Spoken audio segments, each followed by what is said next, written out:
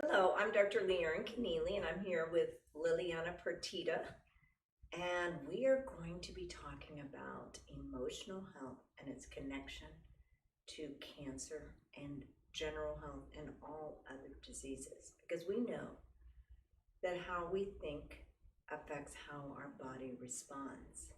And you are going to learn some fantastic information about how you can help yourself unravel the thoughts that are going on in your brain 24/7 and how it impacts health. So, Liliana, I know you're an expert in this, and I just value your important knowledge in this area. So, why don't you talk a little bit about that? But first, before we get going on that, I want to make a point that in the scientific literature, there are already studies about trauma and colorectal cancer, depression and breast cancer, other trauma, emotional unrest, anxiety, etc., and other cancers and other illnesses. So it is something that must be addressed in every clinical situation. I always tell patients that cancer is many diseases. Is it the emotional trauma and emotional conflict? Is it high sugar? Is it inflammation? Is it vitamin D levels? Is it heavy metals? Is it toxicity? Is it parasites? Is it mold, etc.? So I tell people, when you look at a patient with any illness, we must unravel all the different facets that make up. But since we are most importantly thinking ourselves every day, we need to know how that's going to impact the body. When we talk about cancer, there was a very famous doctor, Dr. Hammer, who was diagnosed with cancer himself. He was an oncologist in Germany, and he got cancer at the age of 50, give or take. And he immediately said, like, why do I have cancer? And then he started asking all of his patients, so why do you think you have cancer? So he found out that they all suffered some kind of trauma, okay? Now, who hasn't suffered some kind of trauma? Everyone has had some kind of trauma. Just the diagnosis itself of cancer is traumatic, especially when they start telling you, well, we're going to do this procedure and that procedure, which the procedures are traumatic in and of themselves. And then when they start giving you a expiration date, which no one really is allowed to do because no one has that power. So let's talk about emotions in cancer, Liliana, and how they physically manifest themselves in the body. What I try to really get across to all my patients is their emotional state of well-being really will dictate whether they have good health or whether they are moving towards disease. And so I always say your emotions create your chemistry, because we have a chemical shower whenever we have stress or we have depression or even anger or fear. And so they don't recognize, because they can't see the internal aspect of what's going on. They can only feel it from the outside. So when my patients have a condition like depression or anxiety, they have gotten stuck in their, or they have maladapted to an overload of stress, and now they have a condition. So it's really important to look at how's the peace of mind that I am having. And when I talk about emotional state of well-being, that means it's a person who is easy to be around. They don't judge themselves, they're not judging you. So it's a very relaxed environment in which you can be very vulnerable and share your emotions and feelings, because we certainly don't want you to bottle them up. This is how we have an overload principle. When we don't feel safe to be able to share, or we may even have shared and then had the results being that maybe they judged us and they didn't like us anymore. And so often we hold all of these things in because of what could possibly happen that is not their desired outcome. And so it's really important for us to realize that our brain doesn't ask us permission to think. It's like a Morse code. It's just constantly in the background sending all these signals until all of a sudden we have anxiety. All of a sudden we get stuck in depression. All of a sudden we get, insomnia. All of these things are condition of our present state of well-being in our mind. And I always tell my patients, they say, well, how did I get cancer? And I eat good, I exercise, I do all the fundamental things that would be called a very healthy lifestyle.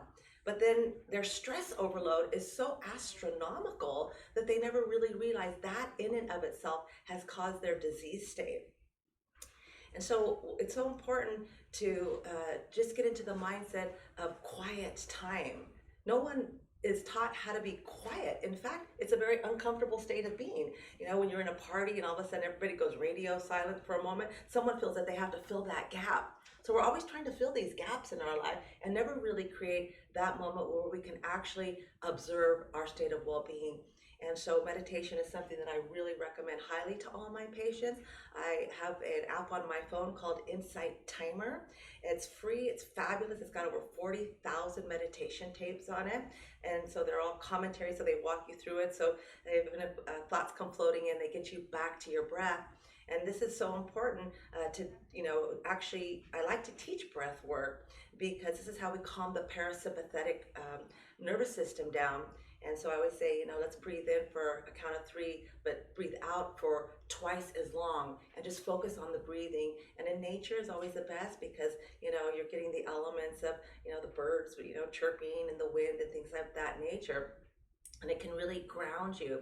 So I always recommend to my patients is, every morning when they get up is to go outside, as Dr. Connealy has said so many times, is to stimulate the pineal gland so that we can have that motivation and drive in the morning of cortisol. But just sitting there in silence and just really having reflection and into the breath. And so we really start that day with that intention to, I'm not going to allow anything to disrupt my peace of mind. And if we can kind of hold that thought, and when different thoughts come into our mind that are contrary to creating peace of mind, then we have an opportunity to look at them and then begin to disassemble them in regards to what benefit. I was listening to a podcast this morning on the way to work, and Wayne Dyer was talking about in regards to this mindset of silence, and that how we as a population, this is what we are so completely devoid of, and this is why the disease rate is so astronomical.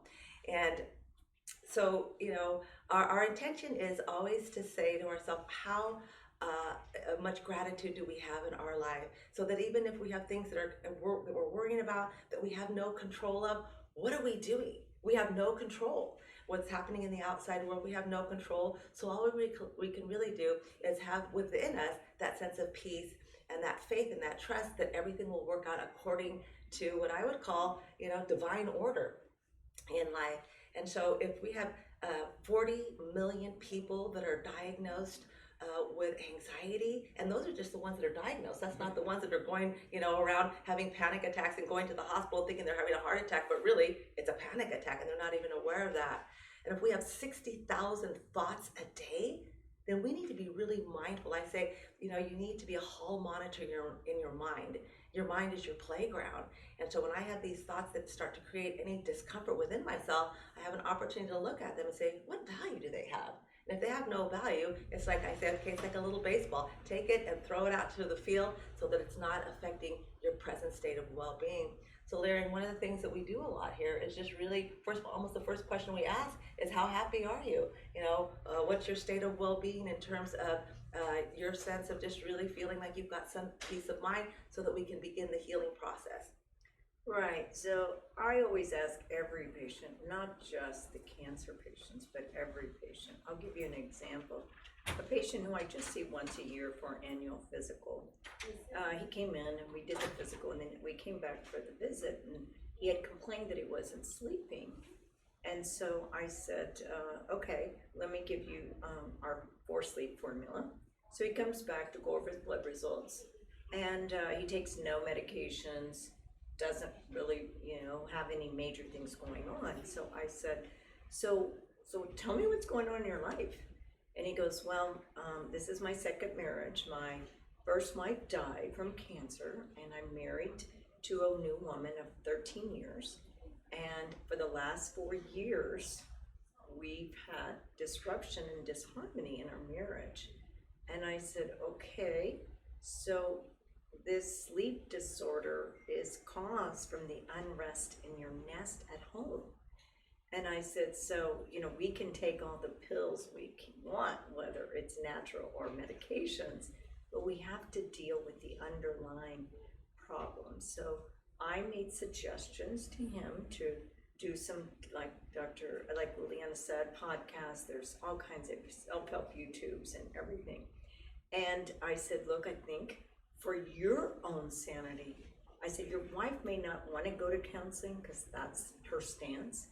I said, but you need to get help how to handle your feelings and how you're going to handle her. And I said, we all need tools, okay?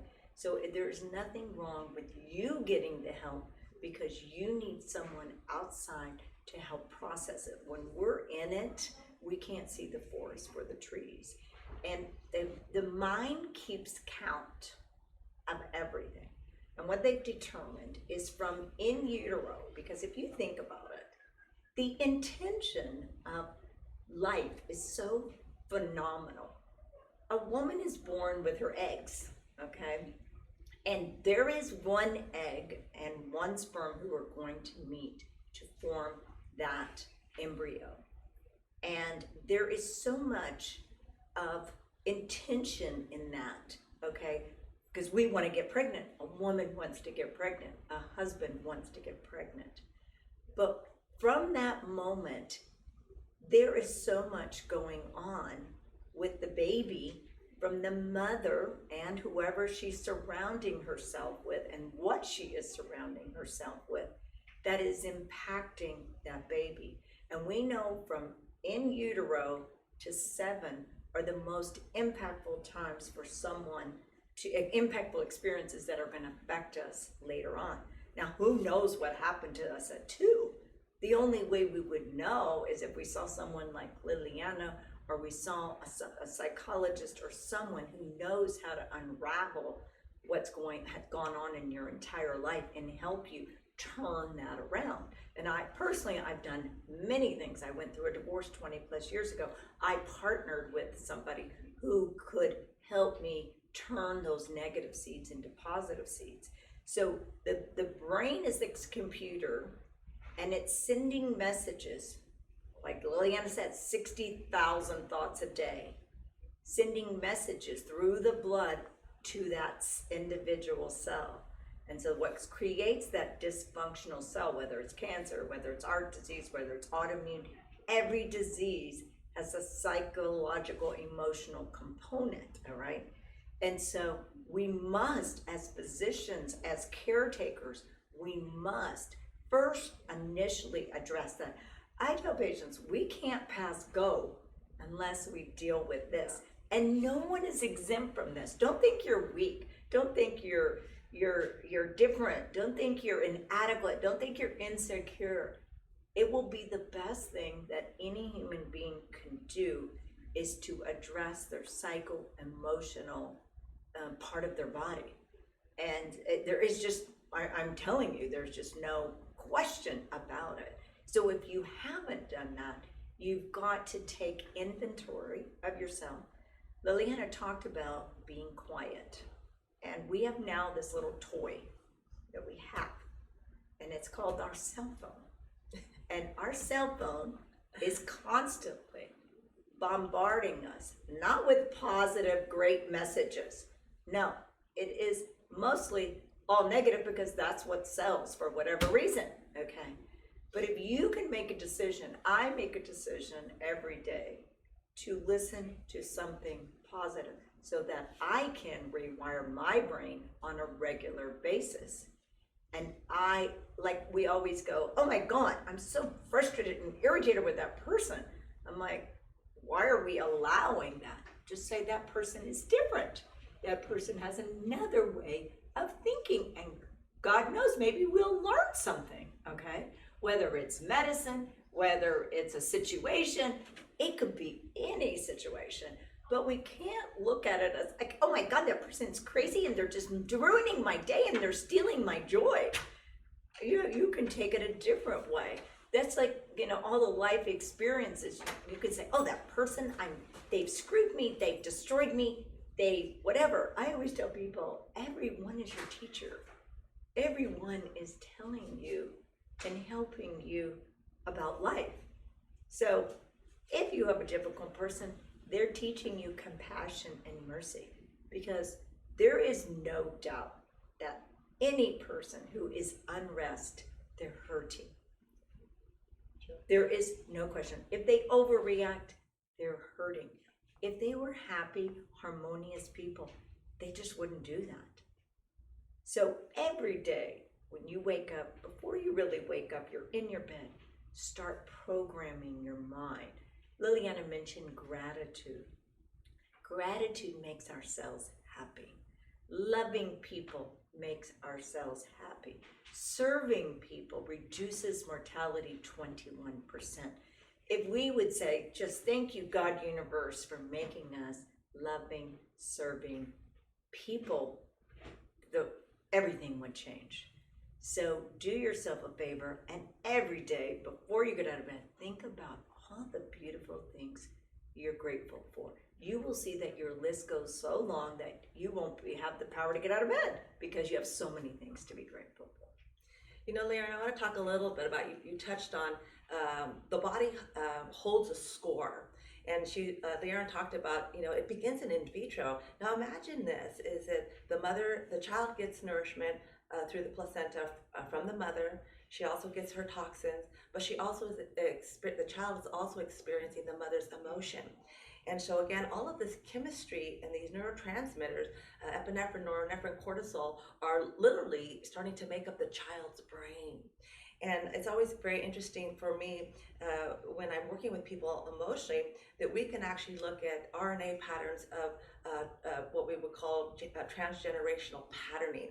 People will say, well, how's that possible? And I said, well, this is the perfect example. I had a patient the other day. She said she had a phobia of flying. And so I assumed, and I said, oh, did you have an incident that would cause you PTSD? And she said, no, I did not. She goes, but my mother has a phobia of flying. I said, well, did something happen to her? And she said, no. And I'm like, okay. She says, but her mother had an incident. So imagine, this is 3 layers back, where the body, when it goes through, so we got what's flatline, basic life, and then there's incidents of overexcited or anger or depression. Those things the body registers, and it registers to organ-specific areas that are associated to it. So that's how it begins to hold a score. And so again, it can literally pass over on an RNA replication. So imagine if someone gets into an accident in an airplane, it's registered as airplanes are danger. So for the survivability of that species, it's going to be coded on their RNA for generations to come. And so this is the work that I do, that when I do the EVOX, which is a great tool, patients absolutely love it. They always are so dumbfounded. How did that machine, when I just spoke those words, really tell you a whole story of my mother's childhood or mine? And it is because in your voice you hold stressed inflectors. And so when I do these emotional work with patients, we really can see, how they started formulating belief systems based upon their parents' point of view, not only of them, but of the way their parents saw them. And so we pass this on generation to generation. So it's a wonderful opportunity when we can not only discover these emotional stagnations within the body, but also treat it with frequency. So it's a biofeedback device. So again, it's music therapy, it's frequency therapy as well. But all patients feel fantastic. They all have, most of them have really said that this was a major turning point for them in regards of their ability to heal. And oftentimes they said, Liliana, this is the only thing that I didn't do when I had cancer 5 years ago, and it came back. And I've read so much research now, and really it is mainstream now. Before it was kind of hooty-booty kind of mindset, but now there's a lot of science behind it. And then they're here now, really and ready to be able to do the work that's within. And we always say only one person in the household needs to change for the environment to change, because if you become a different person, people start relating to you differently. And then again, this whole unwinding of this generational patterning can be really kind of full stop. And I always tell my patients, we can't pluck memories out of you. This is not hypnosis. But what we can do is we can teach you how to show up for your emotions rather than knee-jerk respond. And that's where the immune system, is really affected when it comes to cancer.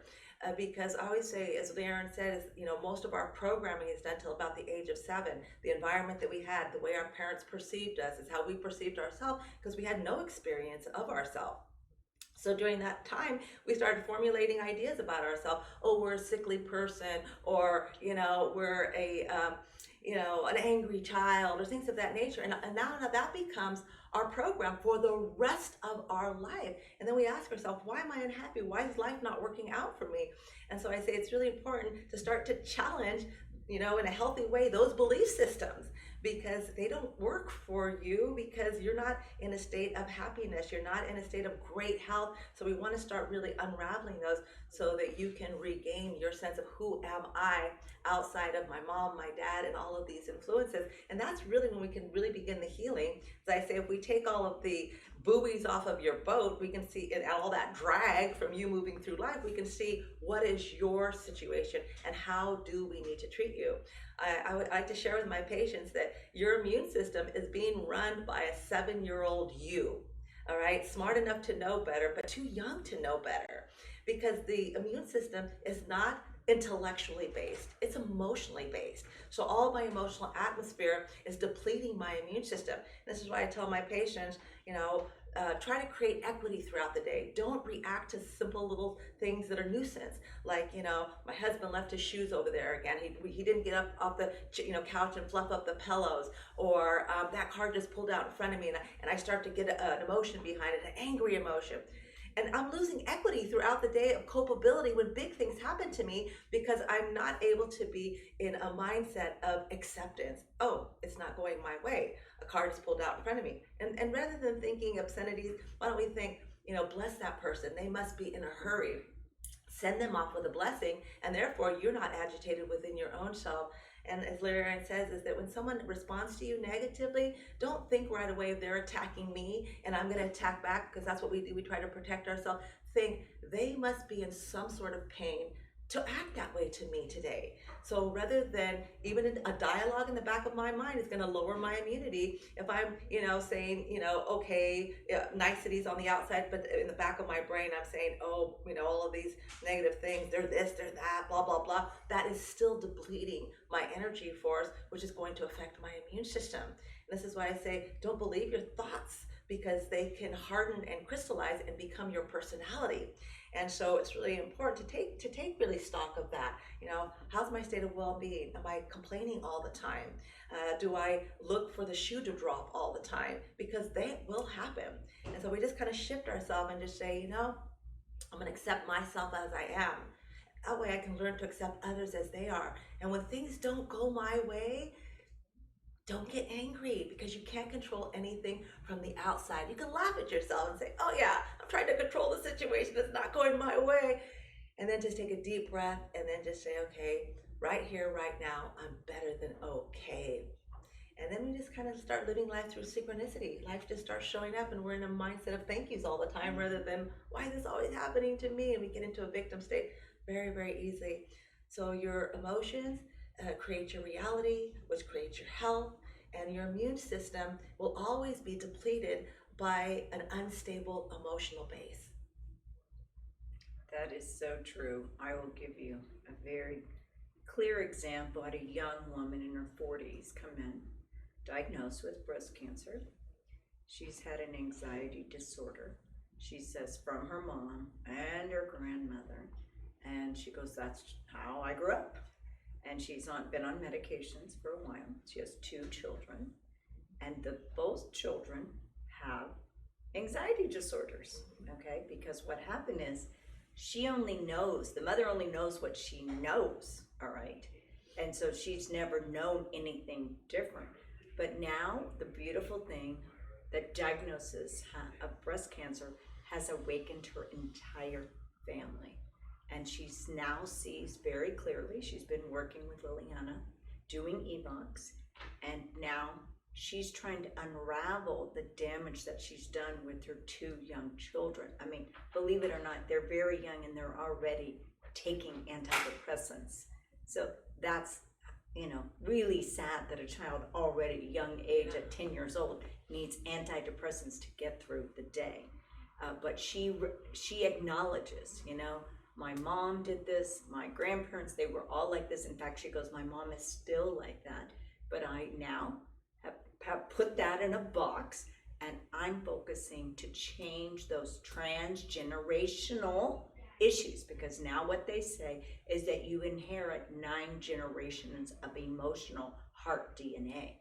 And so we all have this issue. The best thing that you can do is take a moment today, reflect on your emotional IQ, and say, you know what, I am going to partner with someone and do something about it. Now, let's talk about some of the things that we would, some of the devices that we have here. The EVOX is a fabulous tool, but we have the BioSound machine, which I love that machine. You lay there, it has a vibrational plate to it, you listen to music, it works on all the 5 senses because you've got a video that you're seeing that's stimulating you, beautiful stuff. In fact, the first time that I did it, I cried because it was just so opening of my heart. Now remember, your mind has an association to the heart, and your heart has an association to your stomach. And so if, our immune system is 78% is in our gut. In our gut. And so I always say these two are married with each other. And so we need to fix up here before we can really start to really make a difference here and for our immune system. So I love that BioSound machine. Of course, we have an incredible masseuse that you walk out feeling just absolutely like you're flying on clouds. And then we've got that wonderful, what is that machine called that we put on the ears for sleep and anxiety? The Alpha Stim. Oh yeah, the Alpha Stim, and that's fantastic too. And then of course, exercise is absolutely essential, right? Because it gets the cortisol out, it moves that energy out. And so again, I like to do walking because you're in the element of the element of nature, up and down a little bit of fairy terrain, so that it's a little bit more of a workload on you. And then of course, yoga is always fantastic. So there's so many ways in which we can down-regulate all of this emotional roller coaster that we have, And today with the climate of the way the world is, it's so easy to let the infection of fear, the virus of fear, just enter us. I have so many patients, they're just in such a fear state. And I'm saying, oh my gosh, this is the most depleting emotion you could possibly have for trying to heal. And so let's talk about this. Let's move this out. You have a choice. Keep it out or let it in. It's your choice, right? If we can't do anything from that outside world, then let's pray a new world order in peace to recognize, we're all brothers and sisters. Why would we want to do harm to anybody? If we had that mindset, our consciousness would elevate and we wouldn't have the serious trauma, drama, chaos that we're experiencing right now. But we can only impact one person, and that's you can impact yourself, I can impact myself. So if we all do that on a regular basis, then we'd have a more of a harmonizing environment and less disease for sure, right? That's right. Yeah, exactly. And so, we unfortunately in the United States, we're the leader of chronic diseases. We rank 43rd in the world. And yes, very sad. We can send people to the moon and do all these fancy, wonderful things, but we as a human race need to conserve the salvation of humanity in the biggest way possible at this moment. And now is the time. So if all of you do your part out there, wake up with a sense of just saying, I'm better than okay. What can I be in gratitude about? How can I already start with stabilizing my mind, prayer work, moment of silence, some meditation, any of those things will really start your day out with the intent to create peace of mind within, because that's where it all starts, right there. And if we all do that, guess what? We'll have a more harmonized universe. So I hope you guys got a lot out of today's session, and we love all of you, and we will continue to share with you our passion and our purpose, and we'll see you next time.